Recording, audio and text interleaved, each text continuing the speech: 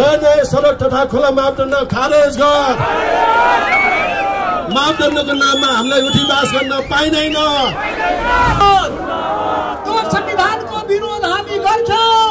संविधानको पुनर्लेखन नभएसम्म यो संविधानको विरोध भइरहन्छ।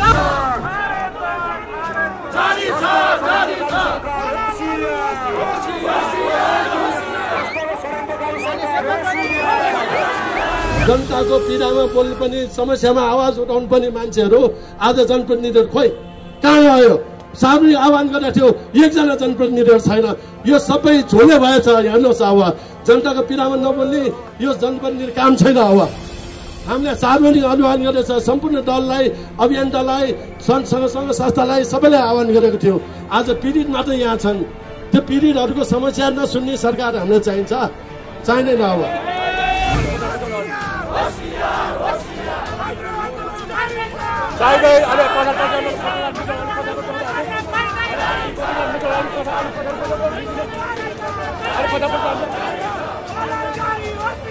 होशियार होशियार होशियार होशियार मुर्दाबाद मुर्दाबाद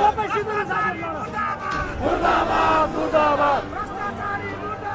मुर्दाबाद मुर्दाबाद होशियार होशियार होशियार होशियार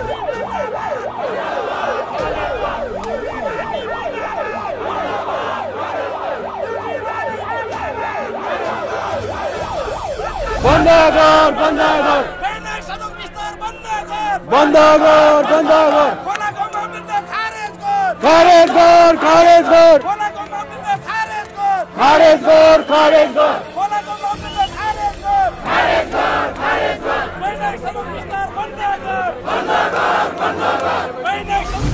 नेपाली जनता अब तिमीलाई त्यो सिंहदरबारबाट लखेटेर त्यो सुर्दी दरबारमा के भन्छ यो टुडी खेलमा त्यो गाई जात्रामा घिसारे जस्तै तिमीलाई सिंहदरबारबाट घिसार्दै टुडी खेलमा पुर्याउँदै यो राष्ट्रघाती देश बेचुवालाई त्यही छुन्ड्याउनु पर्छ।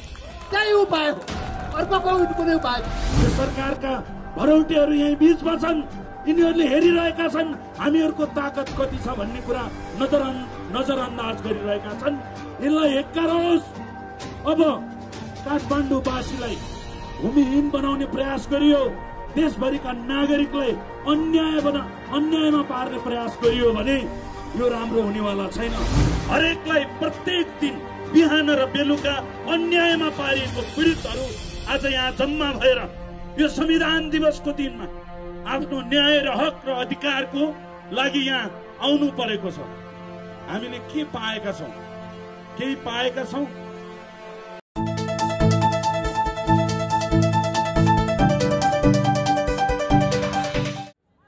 आफूलाई परेको अन्यायका विरुद्ध लड्न घरबाट निस्किनुहोस् भनेर आग्रह गर्नुपर्ने, हात जोड्नुपर्ने अवस्था बन्यो भने हामी कसैले न्याय पाउनेवाला छैनौँ।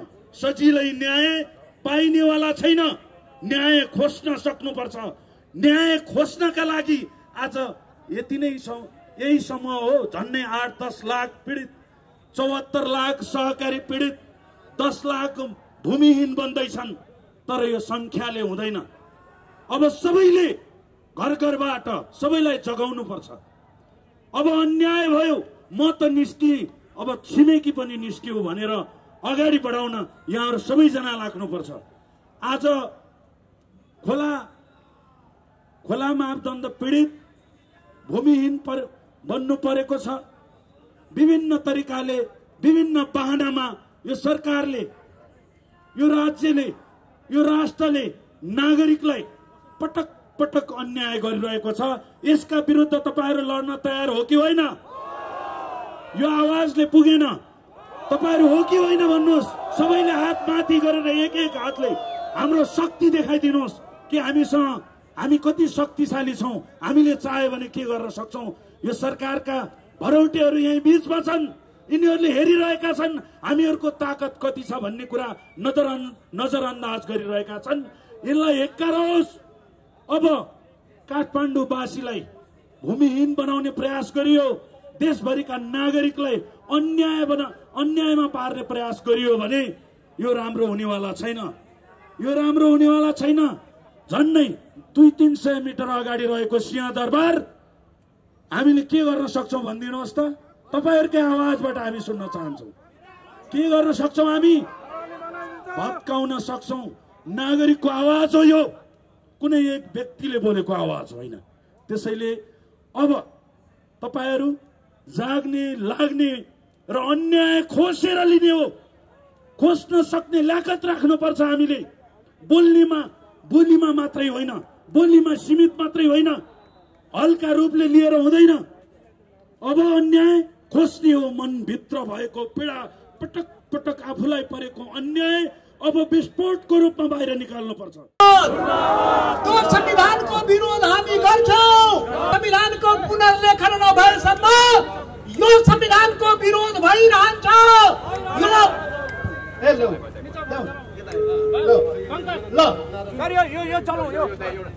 गैरन्यायिक सडक तथा खुला मापदण्ड खारेज गर। गैरन्यायिक सडक तथा खुला मापदण्ड खारेज गर। मापदण्डको नाममा हामीलाई उठीवास गर्न पाइँदैन। मापदण्डको नाममा हामीलाई उठीवास गर्न पाइँदैन।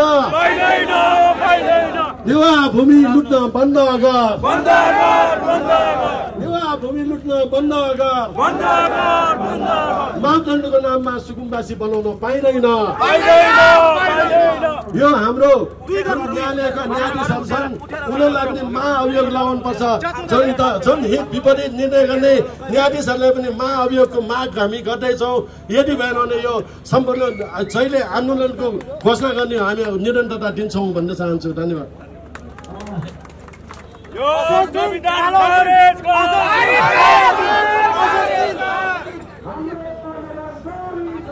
जारी छ, जारी छ, जारी छ, जारी छ, जारी छ, जारी छ।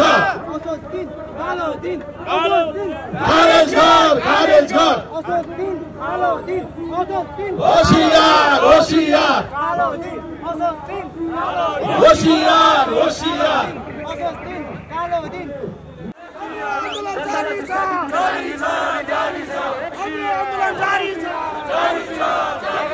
हाम्रो आन्दोलन जारी छ।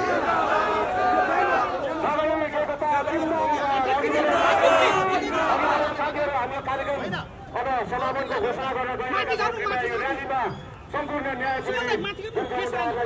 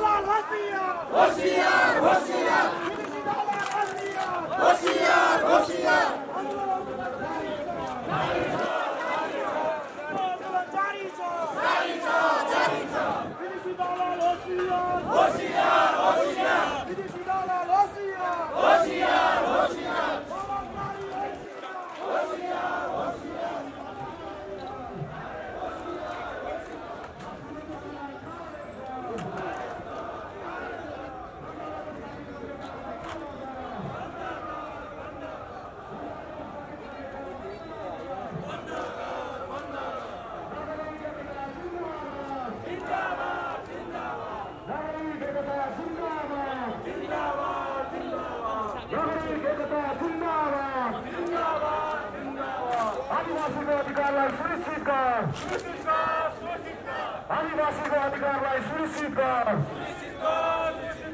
आदिवासीको अधिकारलाई सुनिश्चित गर। यो सिंहदरबारमा बस्ने,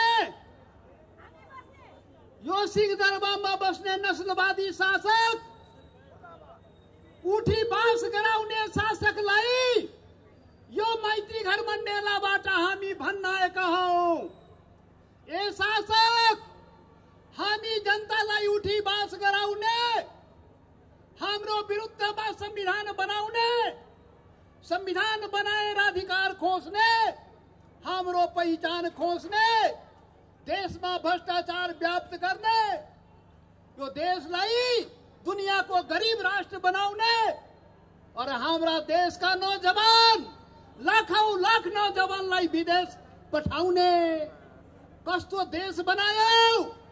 ए शासक वर्ग, ए नस्लवादी, ए औपनिवेशिक शासक, ती मानसिकता बोकेका, चरित्र बोकेका शासक कस्तो नेपाल बनायो।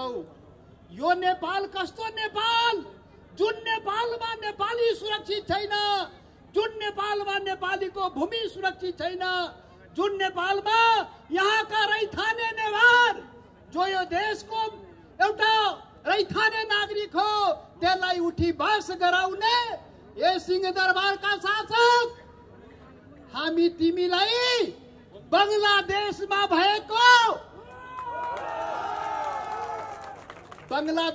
भएको जस्तै देशबाट लखेट्न आएका होइनौ।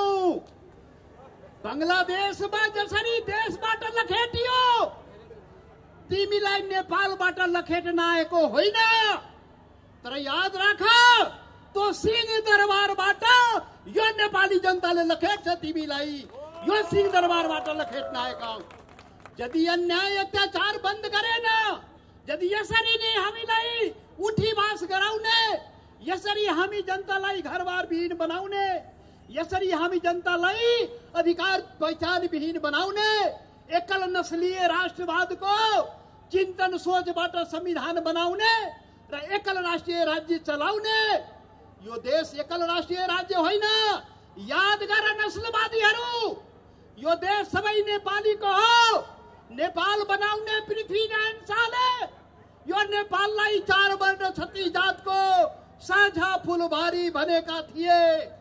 तिमी नस्लवादीहरूले यो नेपाललाई साझा फुलबारी बन्न दिएन, यो सबैको फुलबारी बन्न दिएन। त्यही कारण हो कि नेवारको यहाँ उठी बास गराउने, या धोबी के भन्छ यो सडक खोला मापदण्डको नाउँमा कहिले अड्डा प्रयोग गर्ने, कहिले अदालत प्रयोग गर्ने, कहिले संविधान, कहिले कानून देखाउने र जनतालाई उठी बास गराउने, यो चल्दैन, यो चल्दैन। यो सिंहदरबारका शासक सुनिहाल, यति जनता आएको छ, आज वार्निङको लागि मात्रै हो, सचेत गराउन मात्रै आएको हो।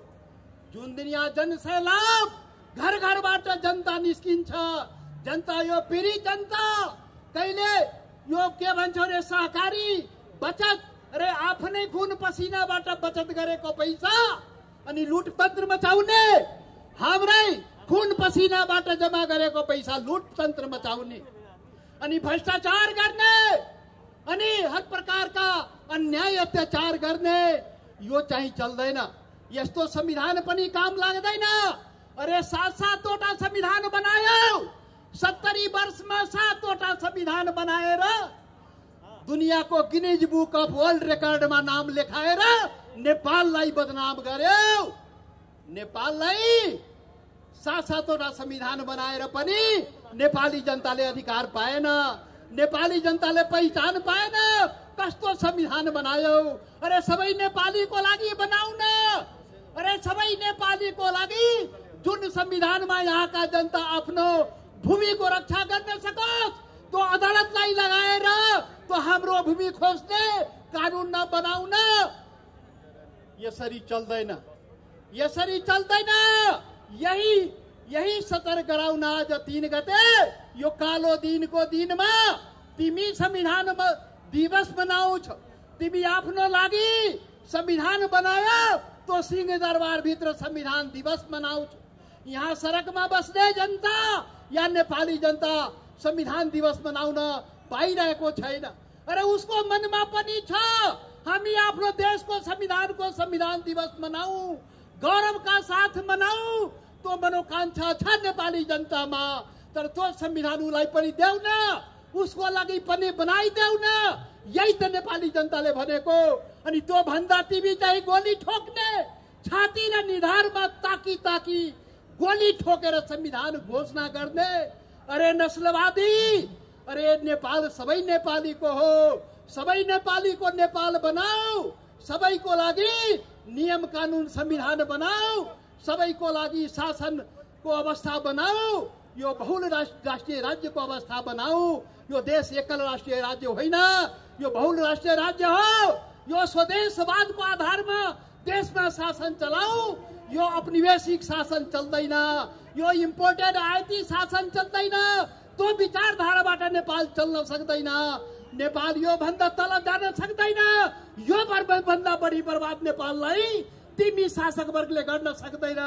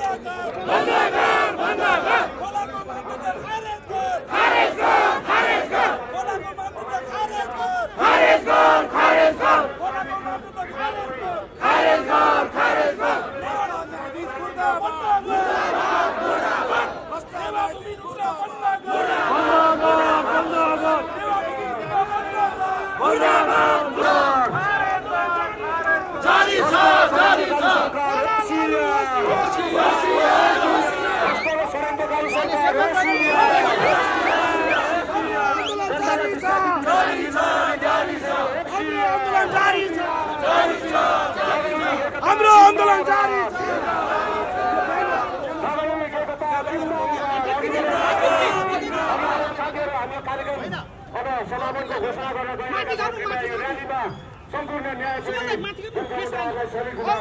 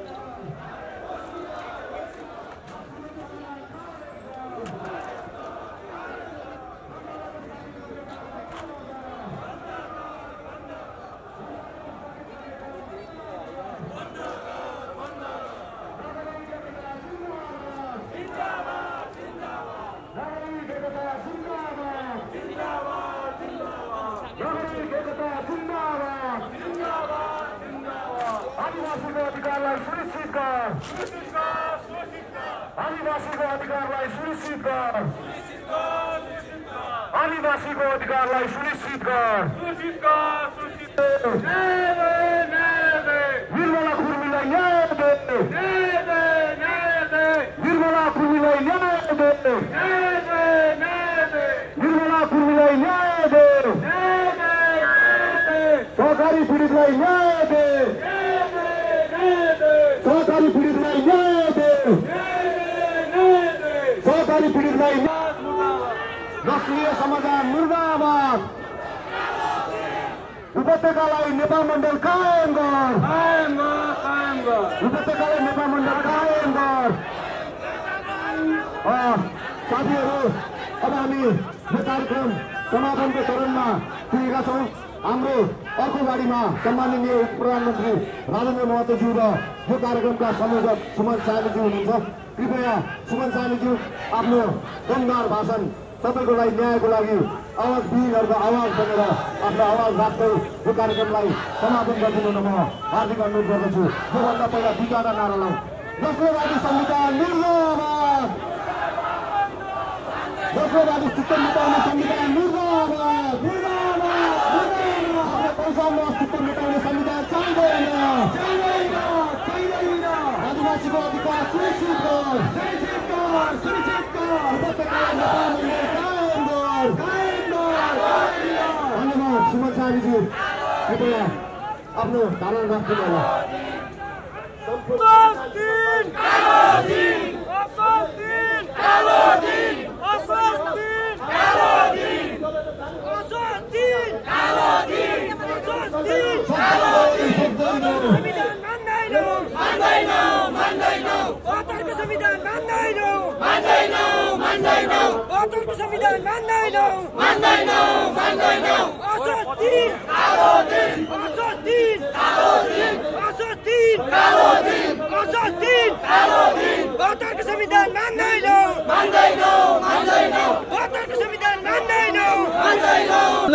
जुन किसिमको भेदभाव गरेको छ, खोला किनारको लागि नागरिक सम्झेर आज सरकारले रिभ्यूमा गयो।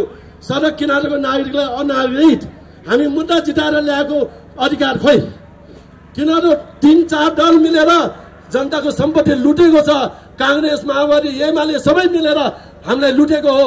अब हामीलाई उहाँहरूले स्वीकार गर्न सक्दैन। अब यो दल सबै एउटै हो, एउटै विचारको हो, एउटै नस्ले सोच भएका यो शासक हो।